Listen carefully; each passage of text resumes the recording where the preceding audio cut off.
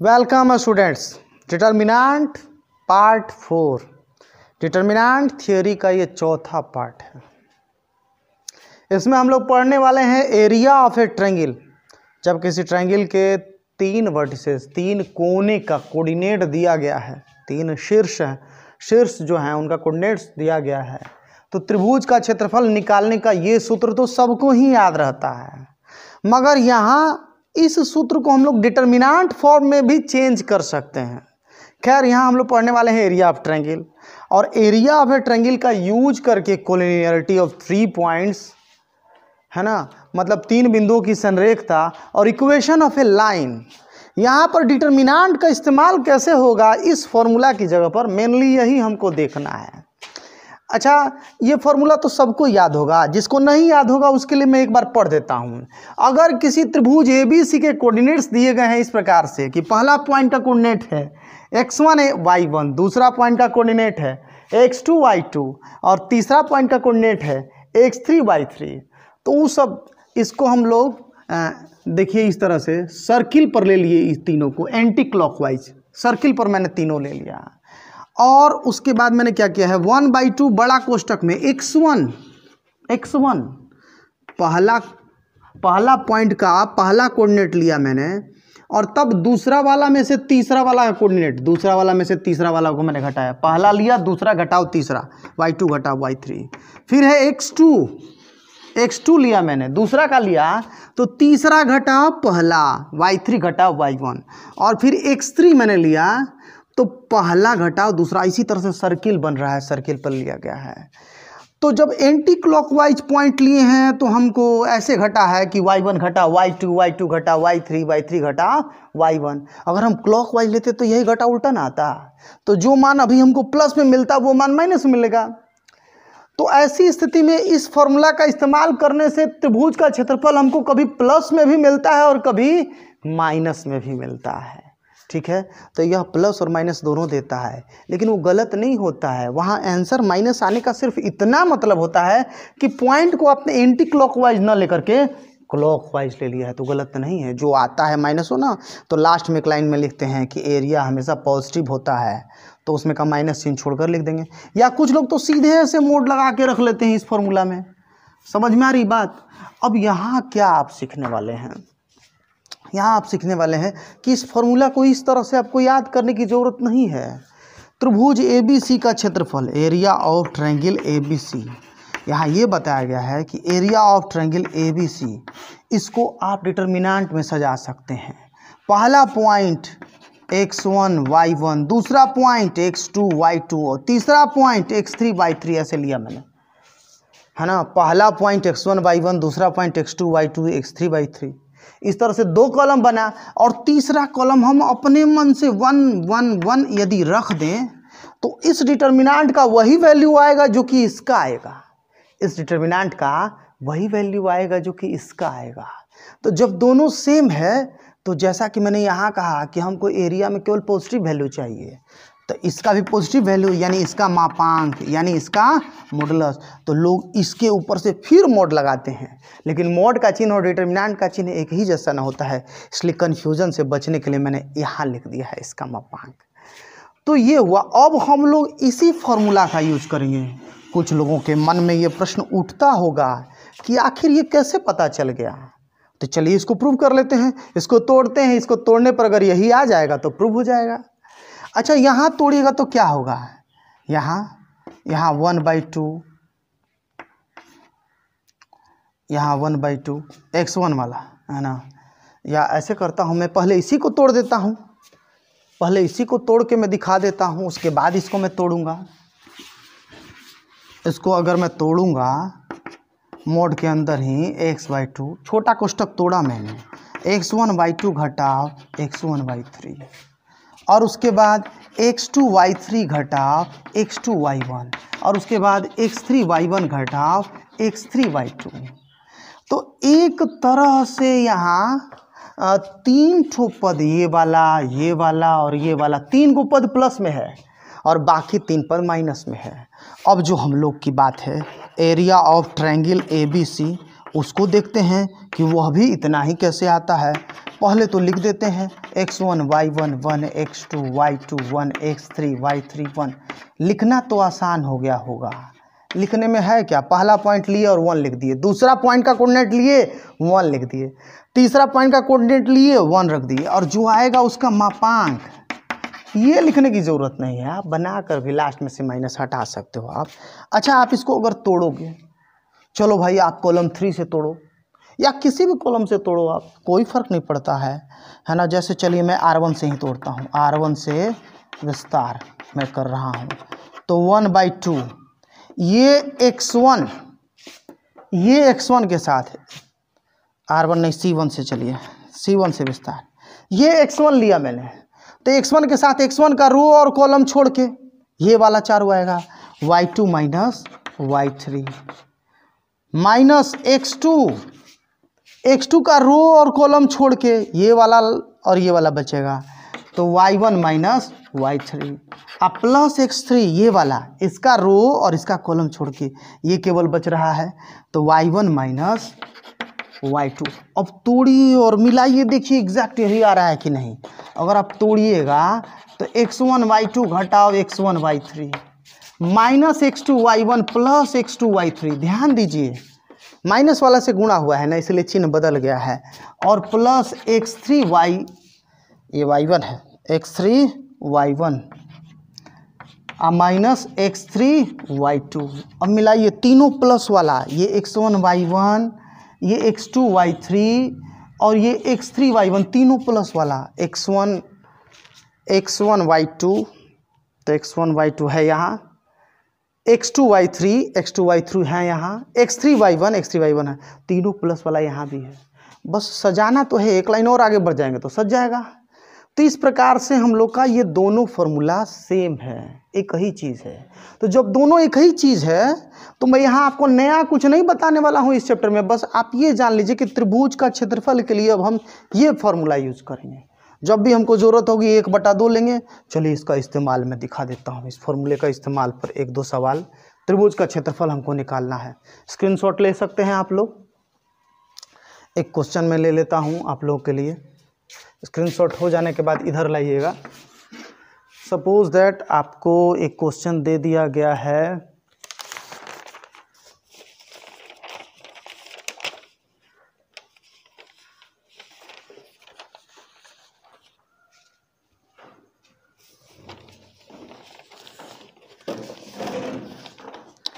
एक क्वेश्चन 241003 ये दे दिया गया है, यही त्रिभुज का, और कहा गया है कि ABC इसका नाम है, इसमें त्रिभुज का क्षेत्रफल बताइए। ठीक है, तो 1/2 लिए। अब 1/2 के साथ देखिए, अब पहला पॉइंट 2 4 1 अपने मन से, दूसरा पॉइंट 1 0 1 अपने मन से, तीसरा पॉइंट 0 3 1 अपने मन से, और जो भी आएगा इसका हम मापांक लेंगे। एग्जैक्ट यही मान, अगर प्लस में आ गया तो ठीक, माइनस में आया तो प्लस बना लेंगे। इस पर दोबारा से मॉड का चिन्ह इसलिए नहीं लगा रहे हैं कि लोग कंफ्यूज होंगे कि अरे ये डिटर्मिनेंट का कोई नया चिन्ह हो गया क्या, क्योंकि डिटर्मिनेंट और मॉड का चिन्ह एक ही जैसा होता है, इसलिए मॉड के लिए मैं ये शब्द इस्तेमाल कर रहा हूँ। मॉडुलस अंग्रेजी में उसको कहते हैं। तो 1/2, अब हम इसको किसी रो या कॉलम, यही से फर्स्ट कॉलम से विस्तार कर रहे हैं।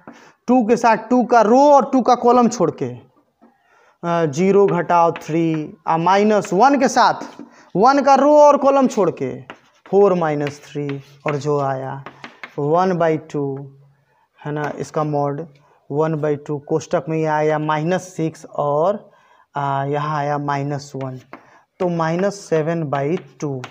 इसका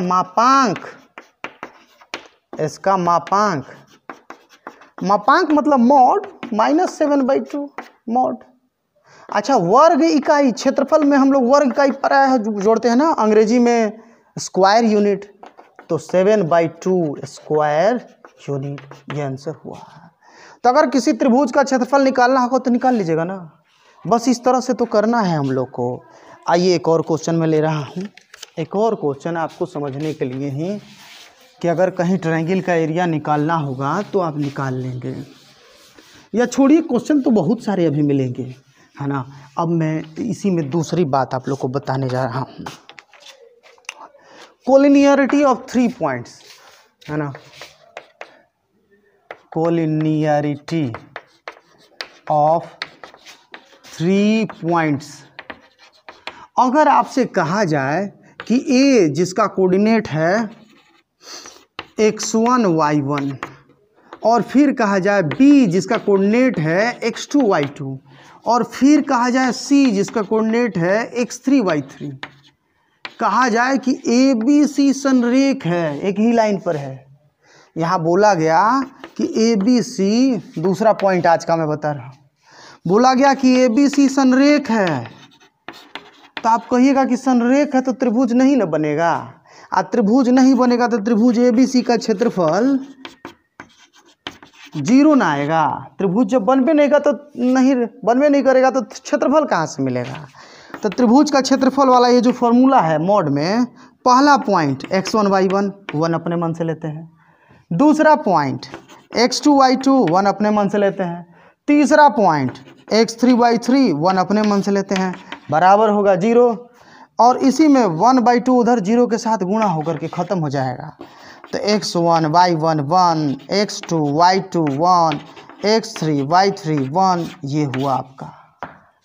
एक तरह से 3 बिंदुओं की संरेखता की ये शर्त हो गई। अगर कभी कहा जाएगा कि साबित कीजिए कि 3 बिंदु संरेख है, तो तुरंत उसका डिटर्मिनेंट निकालेंगे। 1/2 की अब जरूरत नहीं है, क्योंकि हम लोग त्रिभुज का क्षेत्रफल यहाँ नहीं निकाल रहे हैं, बस ये जांचना है हमको, जहाँ ये 0 होगा वहाँ संरेख हो जाएगा। चलिए इससे रिलेटेड एक क्वेश्चन मैं ले रहा हूँ, है ना। आपको जांच कर बताना है कि ये 3 बिंदु संरेख हैं कि नहीं हैं। इस चैप्टर में कुछ खास नहीं है, मान के चलिए कि आप सीख गए। अब ये इसमें आपसे बस यही पूछा जा रहा है कि क्या बिंदु -8 बिंदु 2 - 2 और बिंदु 4 - 1 संरेख हैं। यही आपसे पूछा जा रहा है, क्या ये संरेख हैं। तो कहिएगा कि अगर डिटर्मिनेंट बराबर 0 तो संरेख। तो डायरेक्ट डिटर्मिनेंट निकालिए कि यहाँ -8 3 और एक अपने मन से, ध्यान रहे, एगो बिंदु ले लेंगे, एगो एक, फिर दूसरा बिंदु 2 - 2 एक अपने मन से, 4 - 1 और एक अपने मन से। इस डिटर्मिनेंट का मान अगर 0 आ गया तो बिंदु संरेख, 0 नहीं आया संरेख नहीं। यहाँ हम लोग यही ना सीखे हैं कि तीनों बिंदुओं को लेकर बने त्रिभुज का क्षेत्रफल अगर 0 हो, यानी कि उनसे बना डिटर्मिनेंट यदि 0 हो। चलिए इससे विस्तार करते हैं R1 से। -8 के संग 8 का रो और कॉलम छोड़ के -2 + 1, -3 के संग 3 का रो और 3 का कॉलम छोड़ के, है ना, 2 घटाव 4, और +1 के संग 1 का कॉलम और रो छोड़ के -2 + 8। तो ये हो गया आपका -8 गुना -1, ये हो गया आपका -3 गुना -2 और ये हो गया 1 गुना 6। तो ये तो 8 हो जाएगा, ये 6 हो जाएगा और ये 6 हो जाएगा, है ना। यहाँ 8 आया, ये 0 नहीं है। अगर ये 0 आता तो संरेख है। चलिए आपके लिए फिर से एक बार मैं जांच लेता हूँ। -8 3 2 - 2 4 - 1, ये ठीक है। 2 - 2 1, ये ठीक है। 4 - 1, -8 के संग ये -2 + 1 होगा और 3 के संग चिन्ह -2 घटाव 4 होगा और 1 के संग -2 + 8 होगा। तो यहाँ आ जाएगा 6 और ये प्लस है ना। -2 + 8 6 होगा। 2 - 4 -2 गुना -3, -2 गुना -3, ये ठीक। हाँ तो 8 + 6 + 6, तो ये तो 0 नहीं ना है, हर हाल में 0 नहीं है, इसलिए संरेख नहीं है। अतः ये बिंदु संरेख नहीं है। समझ में आ रही बातें। आप लोग की किताब से भी एक क्वेश्चन में संरेखता का ले रहा हूँ। संरेख से रिलेटेड एक क्वेश्चन मैं आप लोग की किताब से भी ले रहा हूँ, ताकि आपको थोड़ा सा और समझ में आए।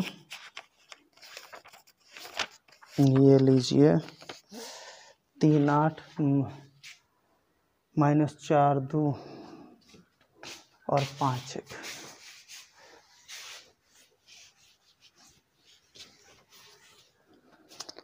क्वेश्चन में कह रहा है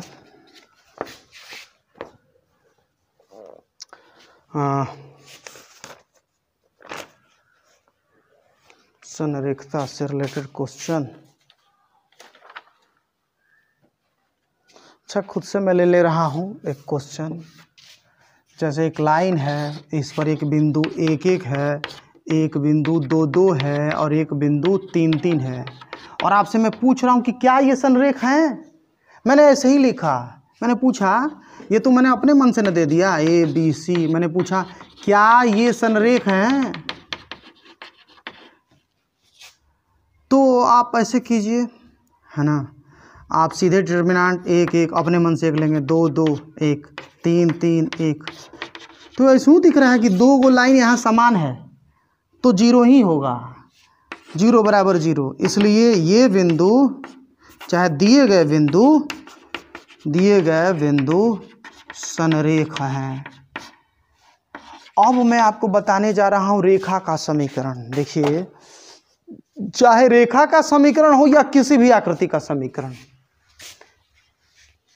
हम लोग डिटर्मिनेंट की मदद से यहाँ रेखा का समीकरण निकालने वाले हैं। लेकिन उसके पहले एक लाइन मेरा सुन लीजिए।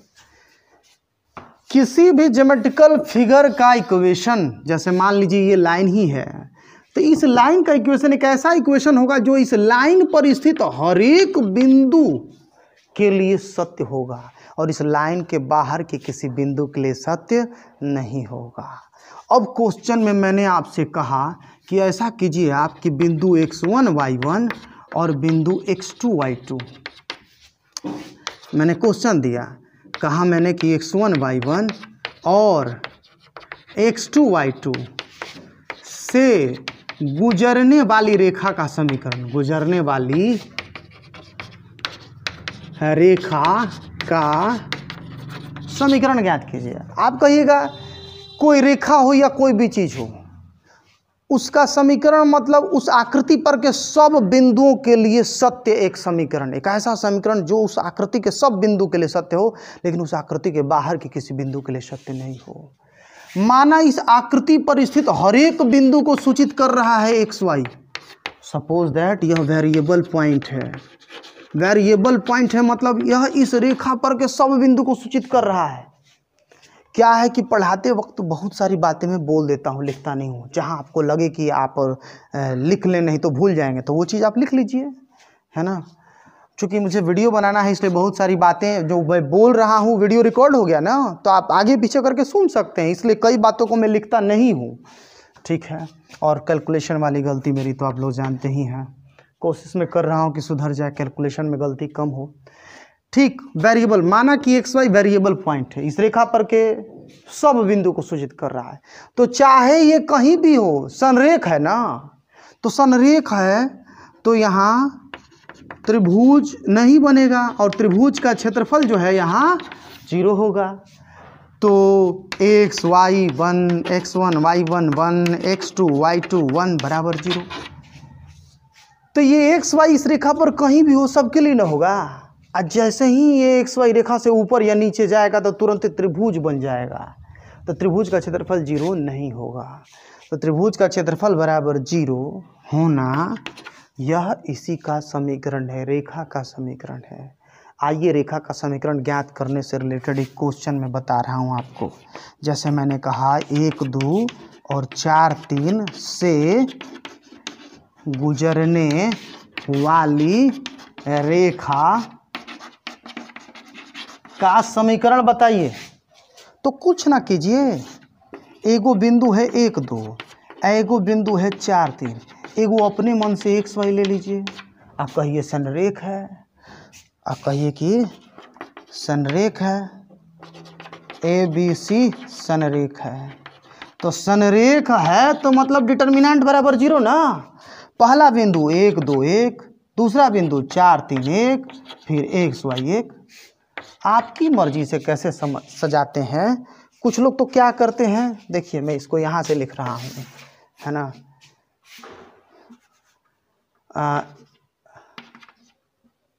XY1 और उसके बाद 4 3 1 1 2 1 बराबर 0 हो गया समीकरण। अब ज़्यादा से ज़्यादा इसको सिंप्लीफाई कर देंगे। R1 से विस्तार, x के संग x का रो और x का कॉलम छोड़ के, ये वाला 3 घटाओ 2, ध्यान दे रहे हैं, ये रो और कॉलम छोड़े तो ये केवल बचा 3 एकम 3 घटाओ 2 एकम 2, 3 घटाओ 2 माइनस वाई, इसका कॉलम और रो छोड़े तो ये केवल बचा, तो 4 एकम 4 घटाओ 1 गुना 1, 4 घटाओ 1 प्लस 1 के संग 1 का कॉलम और रो छोड़ के ये दोनों बचा है 4 दूनी 8 घटाओ 3, 8 घटाओ 3, तो ये x के संग 1 आया, y के संग 3 आया, अब बराबर 0 है, 8 प्लस बराबर 0, तो सजाएंगे केवल x माइनस 3y प्लस 5 बराबर 0, ये हो गया रेखा का समीकरण। इस प्रकार से आप लोग सवाल बना सकते हैं ना। चलिए इसी तरह का मैं एक और प्रश्न लेता हूँ इसी से रिलेटेड।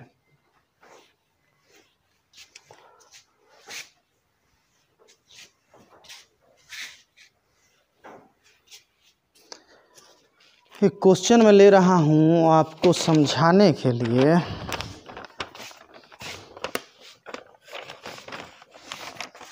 क्वेश्चन में बोला कि x4 2 माइनस 6 5 4, देखिए 3 बिंदु में से एक बिंदु का एगो कोऑर्डिनेट x दे दिया है, मतलब ये नहीं दिया है, ये पूछने वाला है ना।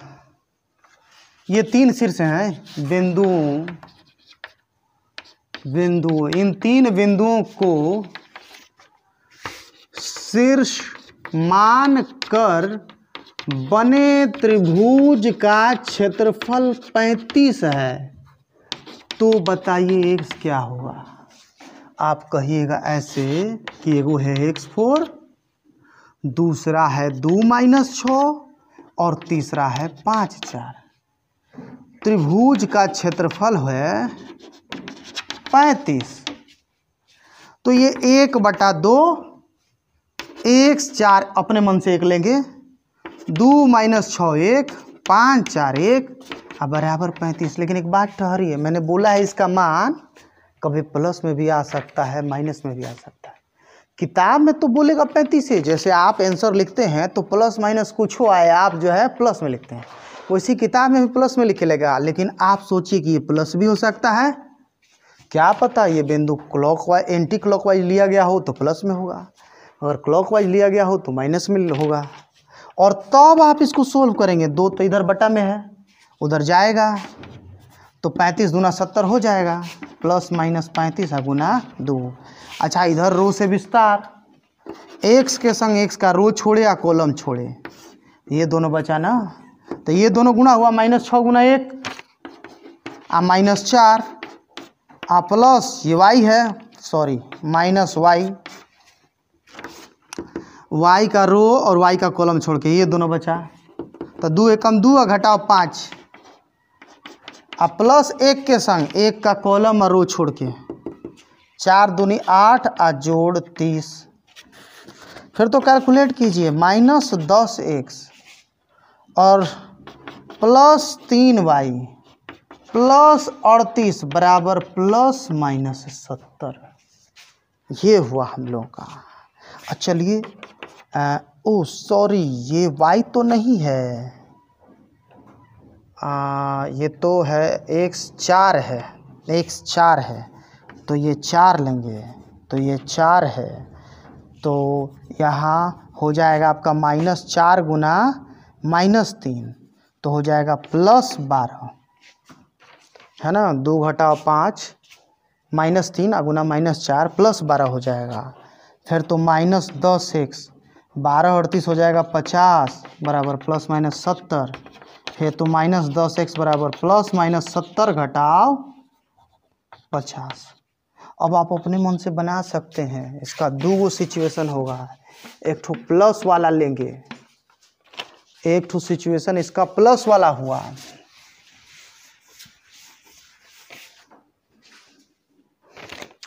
प्लस वाले सिचुएशन में -10x बराबर 70 घटाव 50, प्लस माइनस जो 70 है वहाँ प्लस 70 लिखे, फिर तो -10x बराबर 20 हुआ, x बराबर 20 बटे -10 हुआ, 2 बार में कटा x बराबर -2। और वैसे ही माइनस लेने पर माइनस है आपका -10x बराबर -70 और -50, तो फिर -10x बराबर -120 और -10x बराबर -120 में 12 बार में x बराबर 12, तो 2 माना है, x बराबर -2 या x बराबर -12। ये हो गया हम लोग का, ये डिटर्मिनेंट पार्ट 4 हो गया। इसके आधार पर एक्सरसाइज 4.3 कंप्लीट बना सकते हैं। 4.3 में ऐसा कुछ भी नहीं है जो आपसे नहीं बनेगा। So thank you all, video को ज़्यादा से ज़्यादा लोगों तक पहुंचाएं। धन्यवाद।